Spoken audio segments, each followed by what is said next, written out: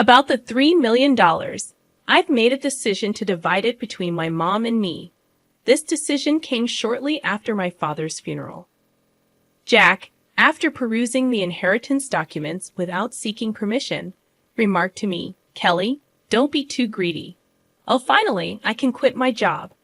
I have to thank that doddering old man." Doddering old man? Are you talking about my dad? I inadvertently blurted out.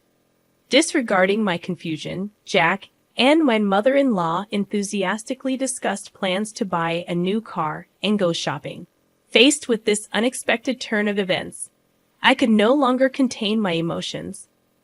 I was on the brink of exploding, burdened with household chores, asked for money, and to top it off, they'd insulted my father. I didn't want to live with Jack and my mother-in-law anymore. Suppressing my anger, I forced a smile and replied, "Sure, feel free to use the money as you and my mother-in-law please. I am Kelly Cohan, a 38-year-old housewife working alongside my husband. My parents were doctors who ran a well-reputed clinic in our hometown. As an only child, I was showered with love. After graduating from the School of Pharmacy, I secured a job at a major pharmaceutical company. Although my parents were disappointed I didn't become a doctor, they respected my decision. 10 years ago, my mother unexpectedly died in an accident, leaving me and my father devastated. During those difficult times, Jack, then my boyfriend, supported me.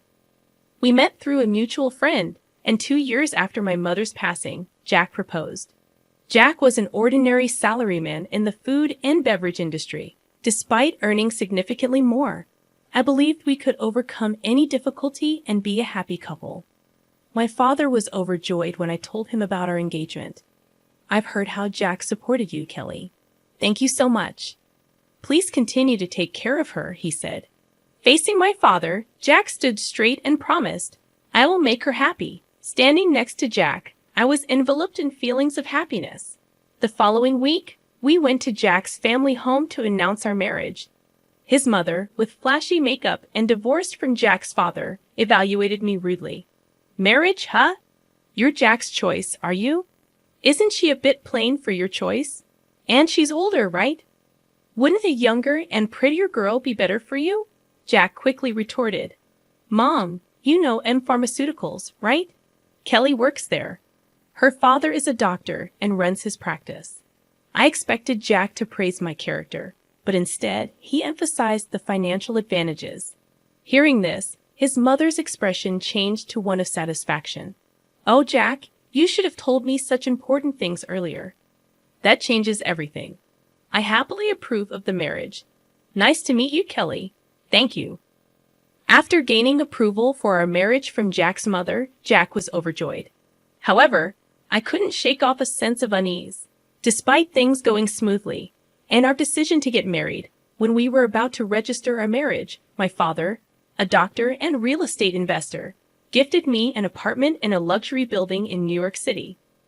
I told Jack, "Dad has given me this apartment as a wedding gift, but it's our new home. Let's live here happily and peacefully together." Jack smiled happily, and thus our married life began.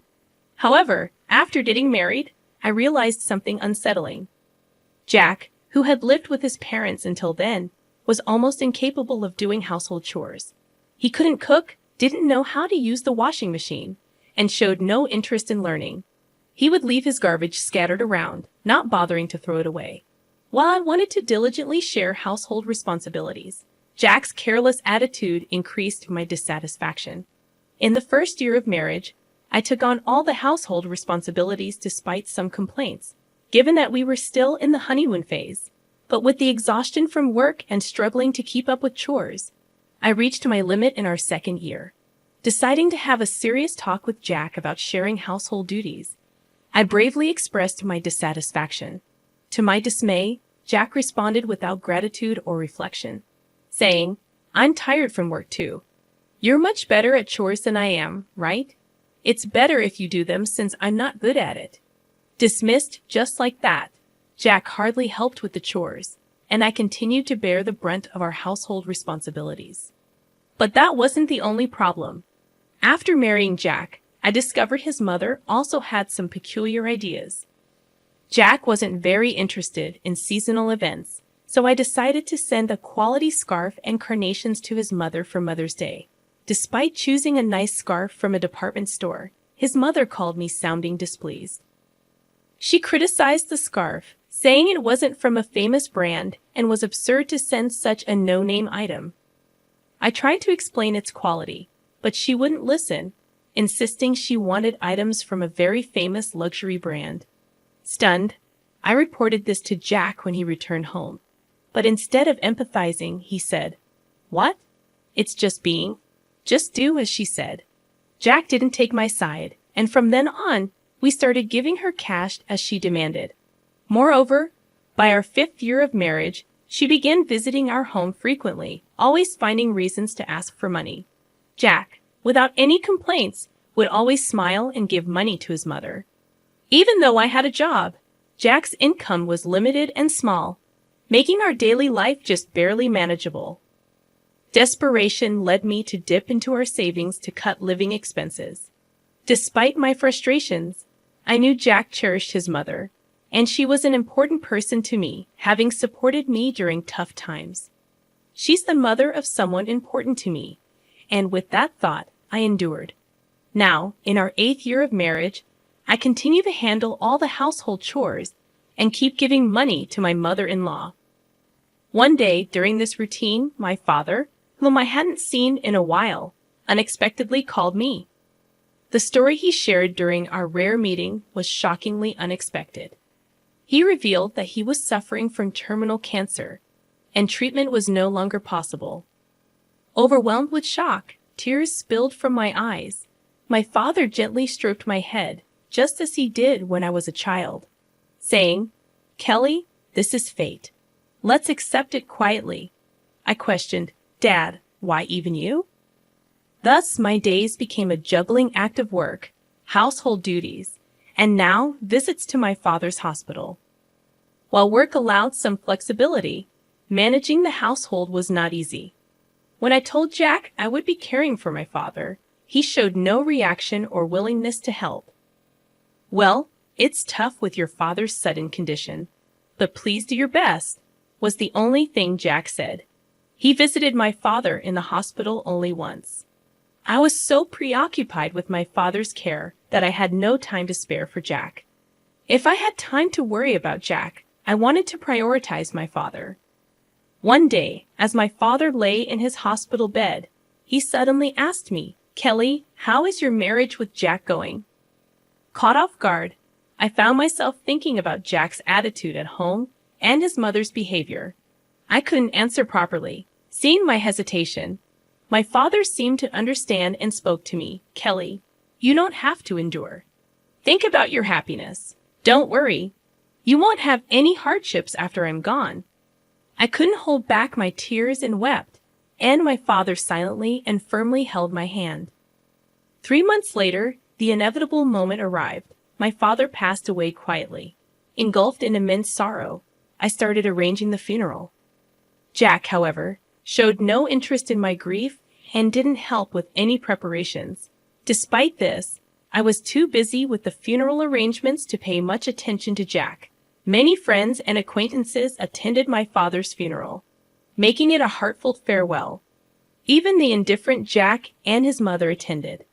The day after the funeral, I received a call from a lawyer about my father's inheritance. I arranged a meeting with the lawyer and listened to the explanation. The information was all new and quite surprising.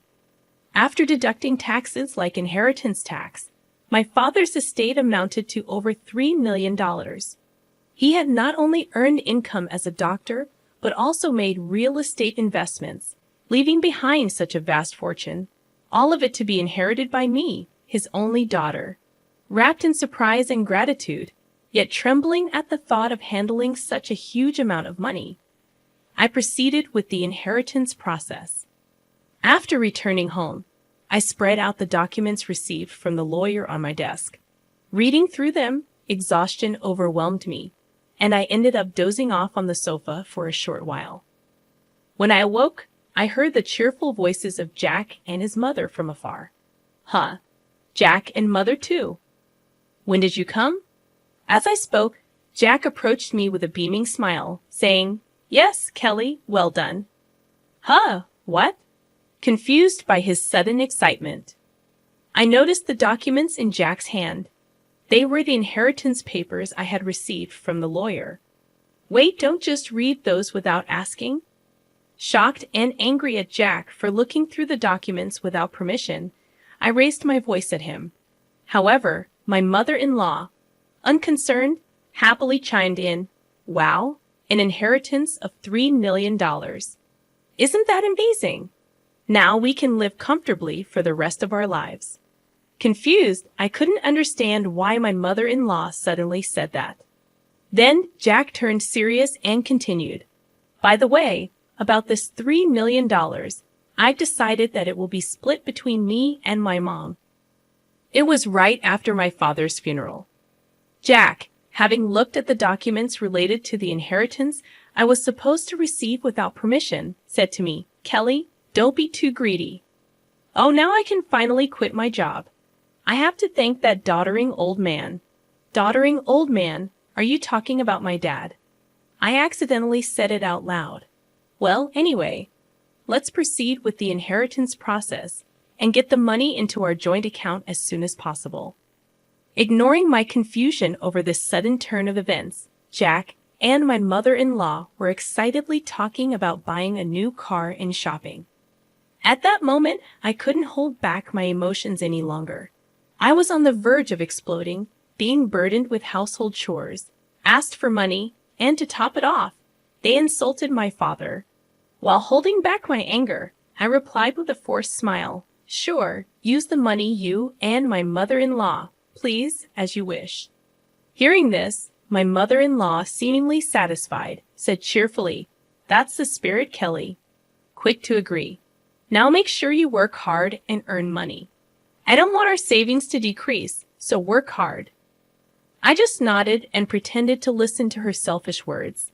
Afterward, Jack and my mother-in-law began living as if they had lost their minds, consuming money lavishly. Jack quickly quit his job, and my mother-in-law practically moved in with us, staying at our house constantly. They would leave in the morning, returning with luxury brand items they had splurged on. The 3-star restaurant we went to today wasn't as great as I expected. Yes, it was a bit underwhelming for us, the sophisticated ones. They had conversations as if they had become wealthy celebrities while dumping all the housework on me as if I were a maid. Jack seemed to think my father's inheritance would come through immediately. He carelessly withdrew money from our joint account, and my savings of $100,000 dwindled rapidly. When I protested their excessive spending, Jack just laughed it off. Huh? What are you talking about? Isn't $3 million coming soon? Then this kind of spending is no big deal. I warned him. I've already stopped it. But Jack completely ignored me. Then, a month later, Jack and my mother-in-law suddenly left for a trip to Hawaii. I wasn't invited and was left alone at home. After seeing them off, I decided to take action. About a week later, while I was relaxing at home, I heard a loud knock on the door, wondering what was happening. I glanced at the intercom monitor and saw Jack and my mother-in-law, both dressed in aloha shirts, standing at the front door. What do you want? I asked calmly and coldly. Red with anger, Jack yelled, What are you even talking about? Why won't the door open? Seeing Jack and my mother-in-law confused as to why the door wouldn't open, I confidently answered through the intercom. Well, I changed the locks on the door, so of course, it won't open. What? Why? Let's talk over this calmly at the nearby cafe. Please go ahead. I'll join you shortly, I suggested. Jack and his mother, after shouting in front of the entrance, seemingly realized it was futile and soon headed to the cafe. Once I confirmed they had left, I made my way to the cafe. Arriving there, I saw Jack and his mother, who had arrived earlier, waiting in a state of fury. Hey, what's this about? Did you change the locks? Hand over the new keys right now. There's no need for me to give you the new keys. You both need to leave that house, I calmly told Jack and his mother. Facing a visibly angry Jack, I presented a piece of paper. It was a divorce petition I had already filled out. Divorce? You're serious about divorcing me? His mother was equally shocked and bewildered. Kelly, why has it come to this? I spoke quietly to the two who were panicking and flustered. By the way you've been spending lavishly every day, are you sure your finances are okay? What money? Of course, it's fine, Jack retorted vehemently, spitting as he spoke. Your father's inheritance is coming, right? There should still be over $50,000 in our joint account. Look, I'll show you right now. Here it is. Saying this, Jack took out his smartphone and opened the banking app to check the account. At that moment, his expression changed abruptly. What? What's this? Why is the money gone? It was there just the other day. Hearing Jack's words, his mother also hurriedly looked at her phone, her face showing confusion. I revealed the truth to them as they were panicking, not understanding the situation. Of course, it's gone. I'm divorcing you. So I moved that $50,000 to my account as part of the property division. What? What do you mean? Jack's face turned to anger for a moment. But then he smirked, as if remembering something. Fine, I'll divorce you then. Transfer the inheritance you got from your dad right away.